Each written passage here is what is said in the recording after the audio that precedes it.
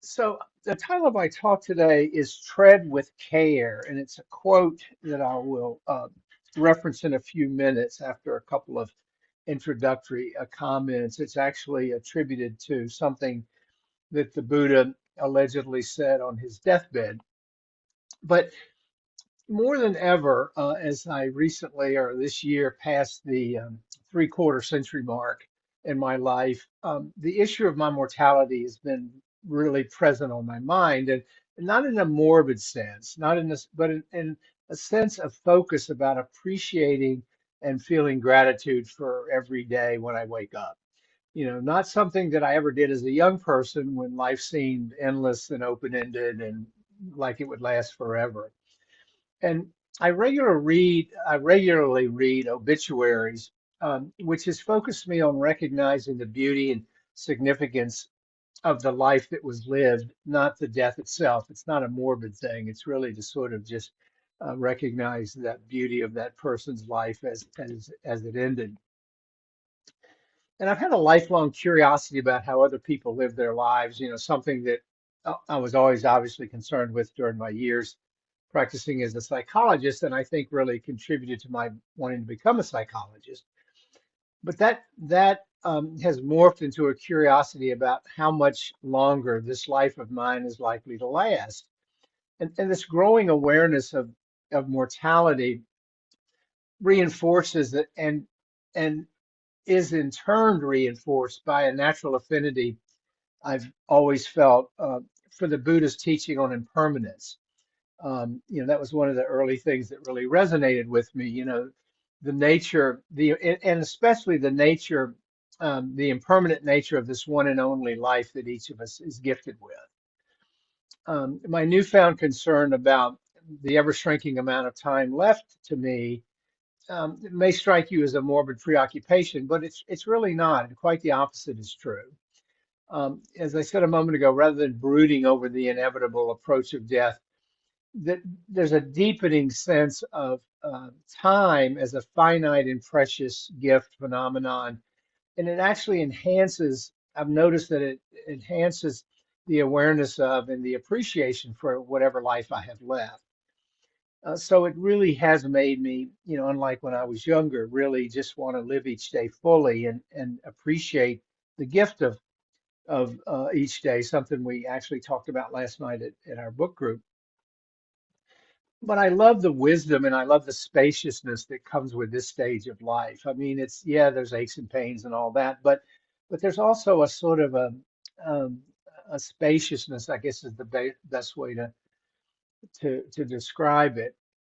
And and when so anyway, to get to the title of my talk today, when thinking about impermanence and mortality, as I frequently do, I'm reminded of this last statement from the Pali Canon, which was supposedly uttered by the Buddha as he lay dying and surrounded by his monks.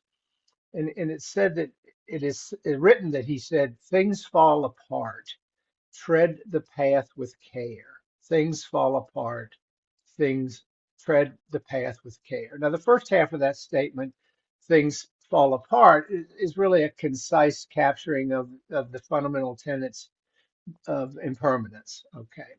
Um, and he's there talking, I think, specifically about our frail physical bodies and the impermanence there, certainly referencing his own mortality as his life was ending.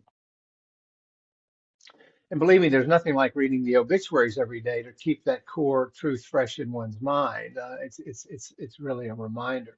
But it's the second half I want to spend a little time on today, that tread the path with care, because that phrase intrigued me, and I think there's two ways that we could understand what he meant by with care.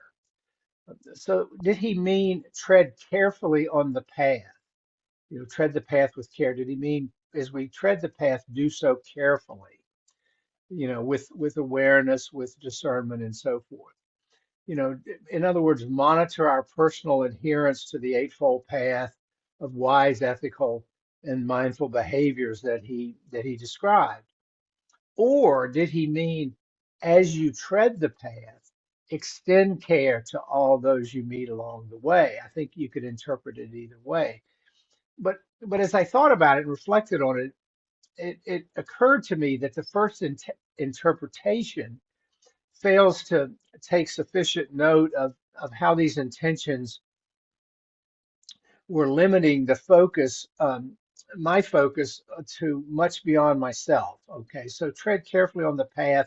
That's really about me, but extending care to all those you meet, I think, is probably more what he intended to convey. And as I've become more engaged with this practice over the years, I'm drawn more and more to that latter interpretation. Extend care to all those you meet when he said tread carefully.